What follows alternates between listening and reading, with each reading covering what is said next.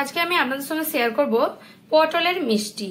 আর পটল তো আমরা এখন অ্যাভেলেবেল মার্কেটে সবসময় পাওয়া যায়, তাই আমি এই পটল দিয়েই হালকা ভাবে একদম কোনো ঝামেলা ছাড়া মিষ্টি বানিয়ে দেখালাম।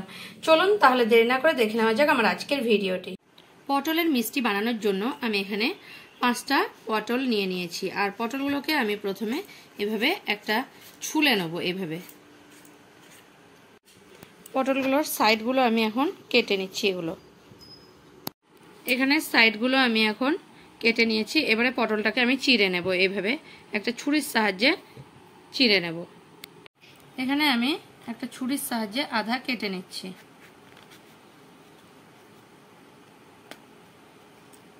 এভাবে কেটে নিয়ে তারপর আমি একটু এভাবে চামচের পিছনটা দিয়ে প্রথমে এই বীজগুলো বের করে নেব। এভাবে প্রথমে আমি বের করে নিচ্ছি। এভাবে বের করে নিচ্ছি। দেখুন এটা বের হয়ে গেছে। পটলটার ভিতর থেকে কিন্তু আমি পুরোটা বীজ বের করে নিচ্ছি। এভাবে প্রত্যেকটা পটল আমি করে নেব। পটলগুলো থেকে বিচন আমি সব বের করে নিয়েছি, তারপর ধুয়ে নিয়েছি পটলগুলো। এখানে জল নিয়ে নিয়েছি, আর ইন্ডাকশনে জল আমি বসিয়ে দিচ্ছি একটু গরম করার জন্য। এভাবে আমি 1100-তে দিয়ে দিলাম, জলটা ফুটতে দিচ্ছি। এখানে জলটা ফুটতে শুরু হয়েছে। এখন আমি পটলগুলোকে এই জলের মধ্যে দিয়ে দিচ্ছি। আর দেখুন কোনোরকম কোনো কালার ছাড়াই আমি কিন্তু আজকে পটলগুলো কিভাবে গ্রিন থাকে, সবুজ রং থাকে সেটা আপনাদের বলবো। এই যে পটলগুলো সেদ্ধ করতে দিয়েছি, এখন আমি এই পটলের মধ্যে দিয়ে দেব 1 চামচ চিনি। এখানে 1 চামচ চিনি পটলের মধ্যে দিয়ে দিচ্ছি, যার কারণে পটলের কালারটা পুরো গ্রিন থাকবে। আপনারা এখানে কিন্তু পটলে চিনির জায়গায় সামান্য একটু খাবার সোডাও ব্যবহার করতে পারেন। এবারে পটলগুলোকে আমি হাফ সেদ্ধ করে নেব, হাফের একটু বেশি, মোটামুটি 100-এর মধ্যে 80% সেদ্ধ করে নেব পটলগুলোকে। পটলটা ফুটছে দেখুন, আমি 5 মিনিট পরে দেখালাম। পটলটার কালারটা কিন্তু গ্রিনই আছে, কারণ যেহেতু আমি এটা চিনি দিয়ে দিয়েছি তাই কালারটা গ্রিন থাকবে।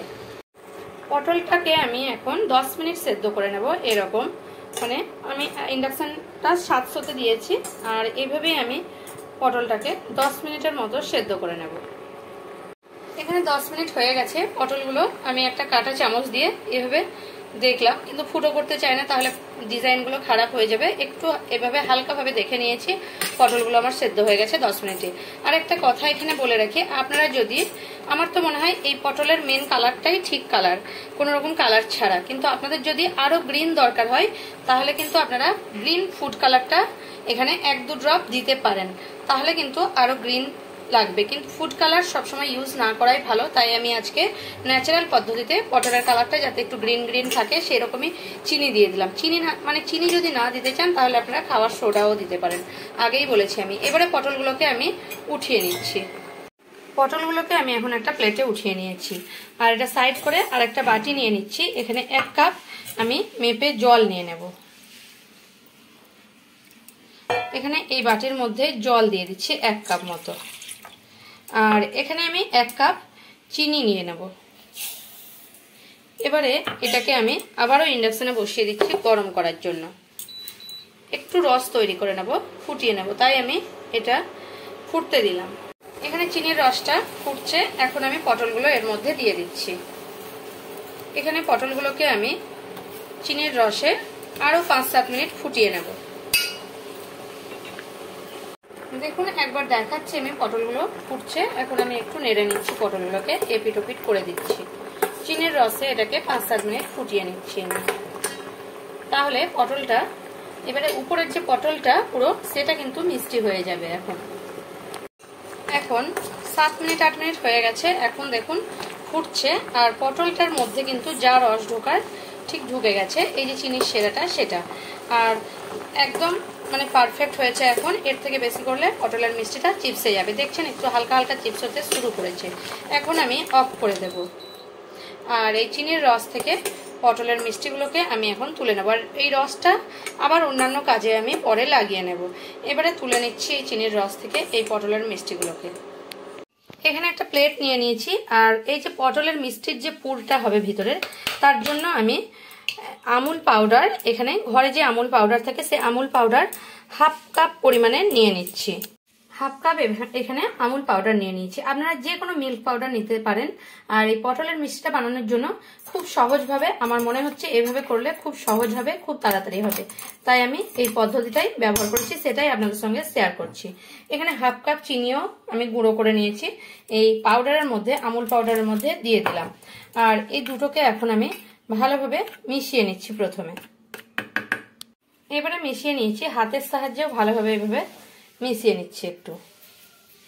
এবারে এখানে নর্মাল টেম্পারেচারে রাখা দুধ আমি গরম করে রেখেছিলাম, হালকা মতো এখানে দিয়ে দিচ্ছি। 1 চামচ 1.5 চামচ করে দিতে থাকবো আর আমি এইভাবে মাখাতে থাকবো। এটা খুব একটা একদম নরম হবে না, খুব একটা শক্তও হবে না। আমি মাখানোর পরে আপনাদের দেখাচ্ছি। ধীরে ধীরে আমি মাখিয়ে নিচ্ছি দুধ দিয়ে। দেখুন আপনাদের আমি দেখাচ্ছি যে একবার দুধ দিলাম খুব সামান্য 1 চামচ পরিমাণে, আর এটা কিন্তু একটা মাওয়া তৈরি হয়ে গেল চিনি আর গুঁড়ো দুধের মিশ্রণে। আর এটা খুব তাড়াতাড়ি হয়ে যায় বলে আমি এই পদ্ধতিটাই ব্যবহার করলাম। আপনারা চাইলে কিন্তু এর মধ্যে খোয়া তৈরি করেও পটলের মধ্যে ভরতে পারেন।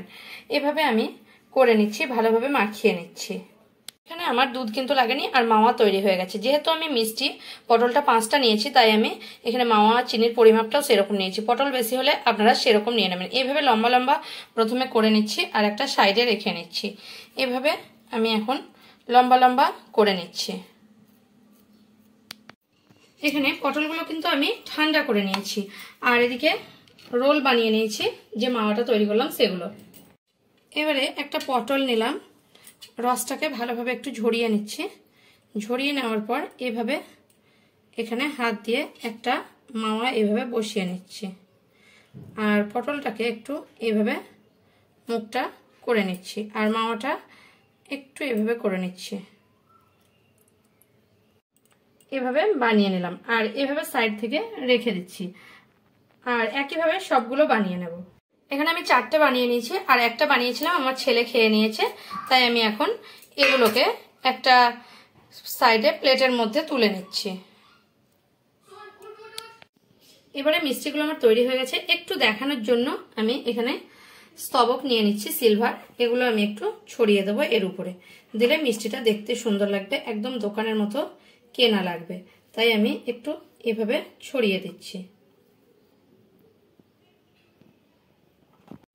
দেখুন হালকা হালকা পটলের স্তবক দিয়ে দিয়েছি আর এবারে আমার কিন্তু মিষ্টিটা পুরোপুরি রেডি। আমার ভিডিও যদি আপনাদের ভালো লেগে থাকে তাহলে আমার চ্যানেলকে সাবস্ক্রাইব করার অনুরোধ রইল আর কমেন্ট করে জানাবেন পটলের মিষ্টিটা আপনাদের কেমন লাগলো।